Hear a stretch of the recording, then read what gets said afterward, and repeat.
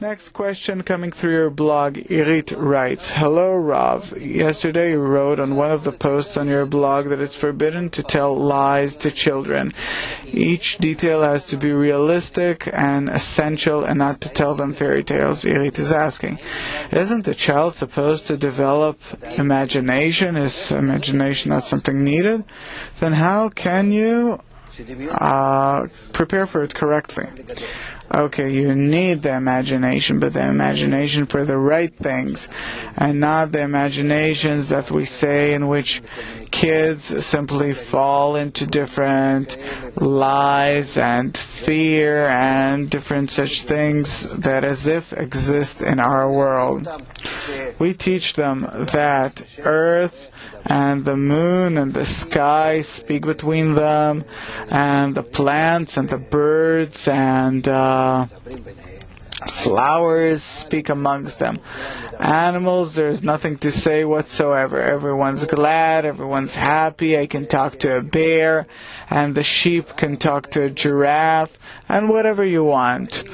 And cats and mice, we're letting them feel a liveful world, and the still vegetative and animate, also the speaking world, the world of people. We teach them about it in a liveful manner, that it is if everything's nice and there's a king and a queen, and today I really don't even know what you tell kids.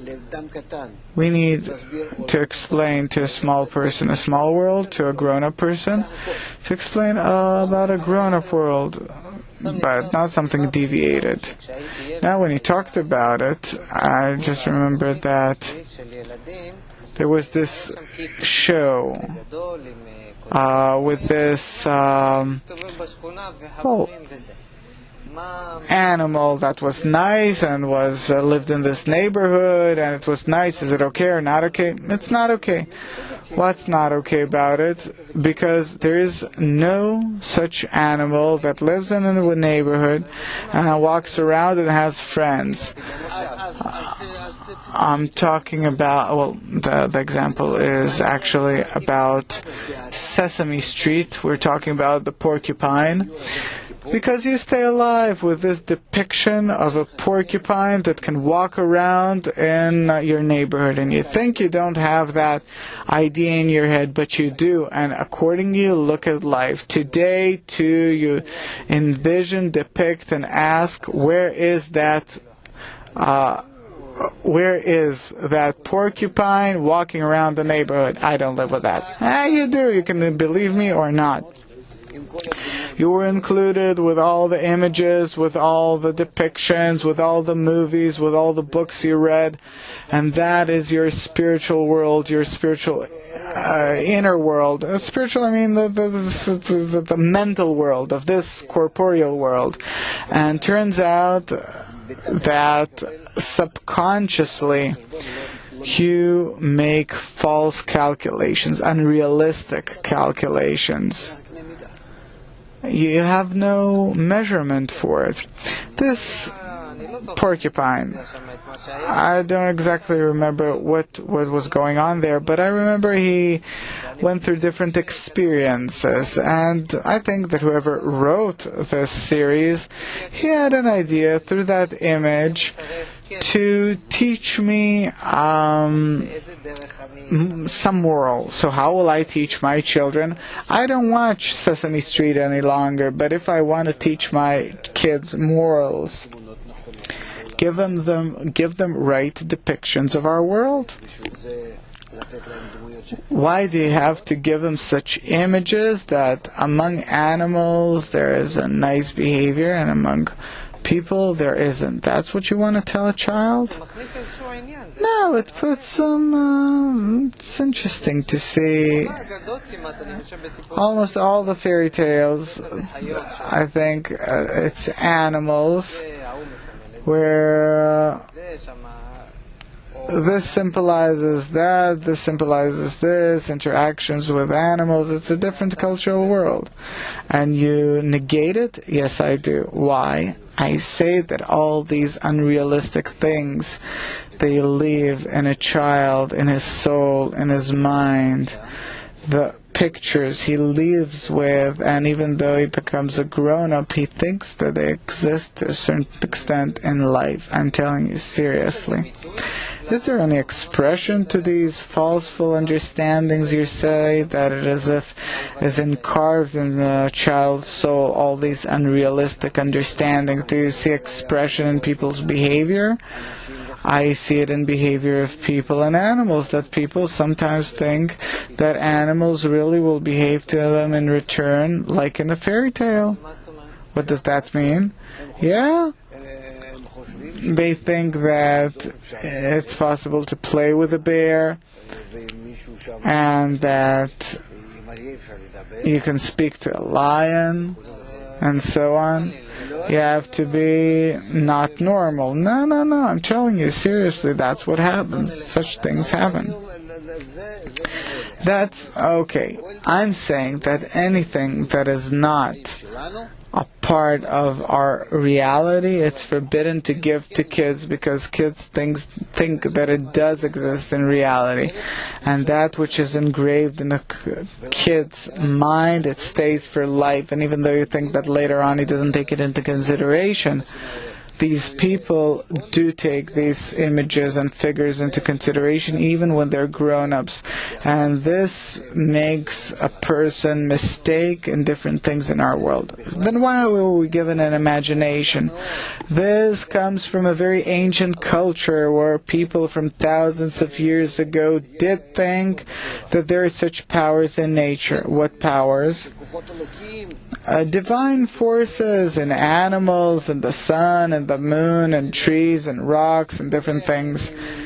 It stems from very ancient cultures. That's where it comes from. Thus, all these fairy tales, where do they come from? They come from ancient religions. Why was a person given imagination? In order to very correctly depict and envision his future state and to aspire for it. What does that mean? To know where the imagination is, how correct is it, how do I have to envision and depict my future state for it not to be really imaginary, but for imagination simply to give me additional powers in order to achieve it.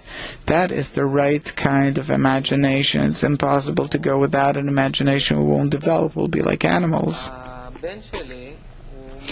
My son really loves playing imagination games, meaning it saves me a lot of money. You don't have to buy anything. He starts imagining.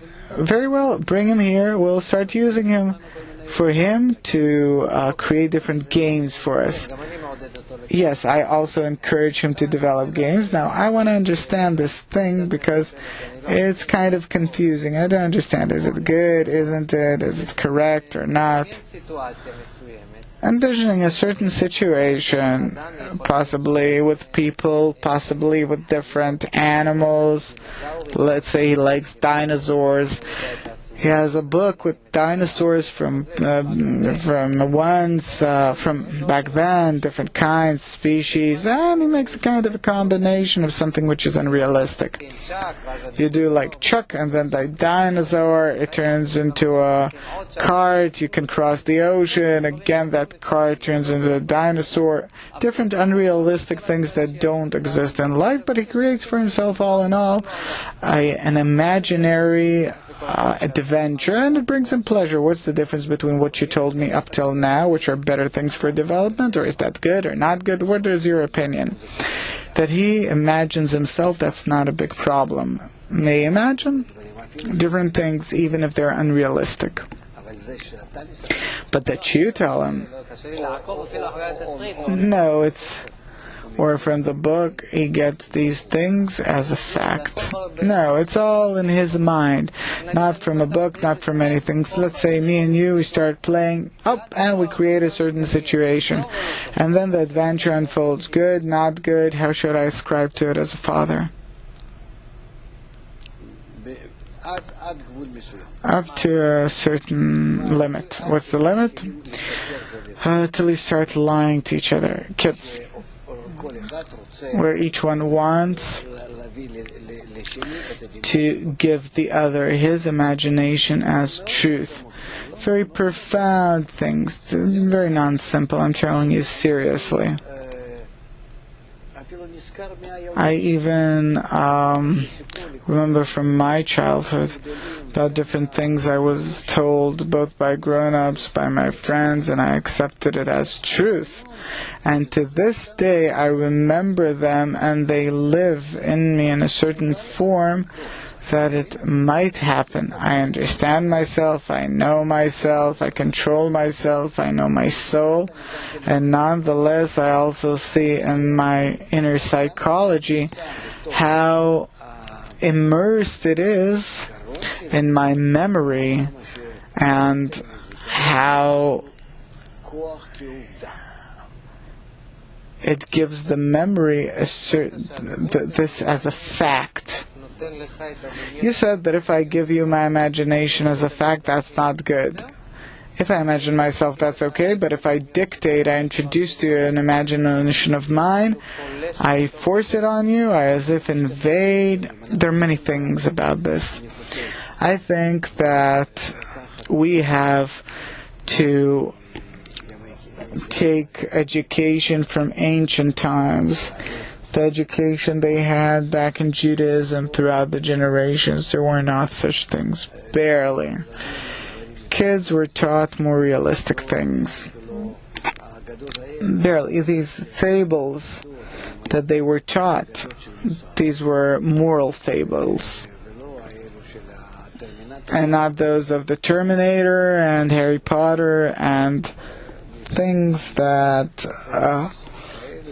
a result of which person gets such fantasies. I'm not saying it's nice, it's appealing.